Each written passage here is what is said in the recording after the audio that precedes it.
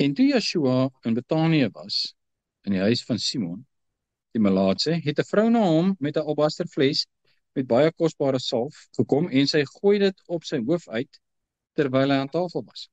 En toe sy disippels dit sien, was hulle verontwaardig en sê: "Waarvoor is hierdie verkwisting? Want hierdie salf kon duur verkoop en die geld aan die armes gegee word." En toe Yeshua dit merk, sê hy vir hulle: "Waarom val julle die vrou lastig? Want sy het 'n goeie werk aan my gedoen. Want die armes het julle altyd by julle, maar my het julle nie altyd nie." En toe sy hierdie salf op sy liggaam uitgegooi het, het sy dit gedoen met die oog op sy begrafnis. Voorwaar, ek sê vir julle, oral waar hierdie evangelie verkondig sal word, in die hele wêreld sal ook gespreek word van wat sy gedoen het, die gedagtenis aan haar. OK. Ja, interessant. Daar is 4 evangelies. So, daar is nog 'n plek waar ons lees van hierdie. Ek gaan nou so toe gaan. Hoekom doen ons dit? Want ons kry 'n groter perspektief. Matteus skryf hierdie gedeelte kronologies in die volgorde na oor 2 dae gaan die Pasga kom, maar hierdie het reeds gebeur. Dit het nie nou gebeur nie. En 'n mens kan dit sien in vers 6, en toe Yeshua in Betanië was, in die huis van Simon die Melaatse, dit dui daarop voorheen, toe hy daar was, het hierdie vrou gekom en hierdie baie kosbare salf gevat en hom gesalf.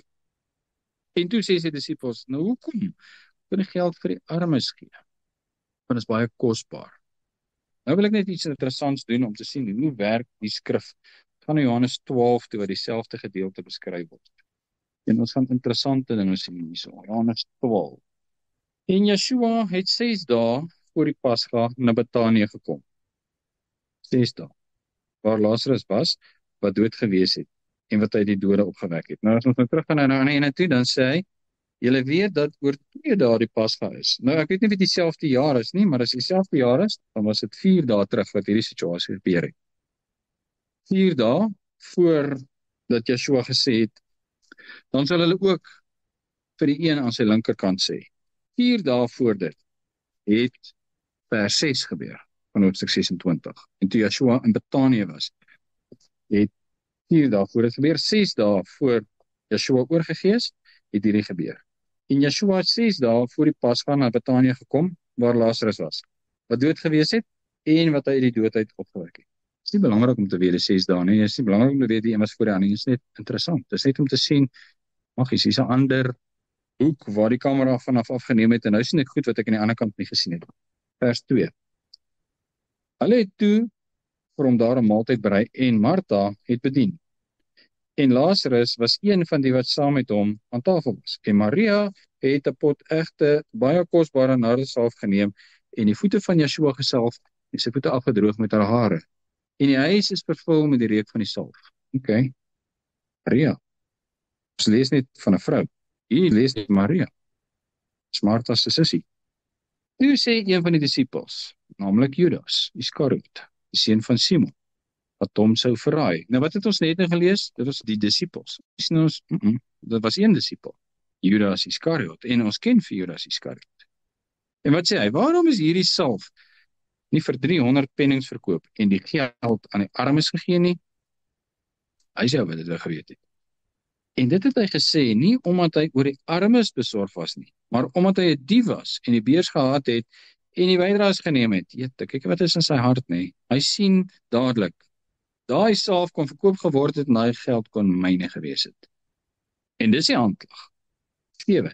Toe sê Yeshua, laat ons staan. Sy het dit bewaar vir die dag van my begrafnis. Want die armes het julle altyd by julle, maar my het julle nie altyd nie. 'n groot menigte uit die Jode het verneem dat hy daar was en het gekom, nie ter wille van Yeshua nie, maar ook om Lazarus te sien, wat hy in die dode opgewek het. Ek sal dit ook nogal wou gesien as ek daai tyd geleef het. En daar is Lazarus aan tafel en hy eet saam en hy praat saam. Wat 'n getuienis. En die owerpriesters het besluit om Lazarus ook om die lewe te bring, omdat baie van die Jode deur hom weggegaan het en in Yeshua geglo het. Wat 'n korrupte spul.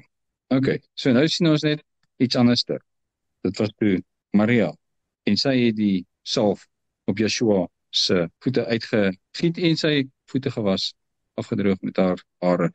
En die een wat baie kwaad was daaroor was Judas. Hoekom? Want hy het gesien, ek kon daai geld vir myself gevat het. Nou is dit weg. Maar die woorde van Yeshua is dieselfde. Vers 8. En die armes het julle altyd by julle, maar my het julle nie altyd nie.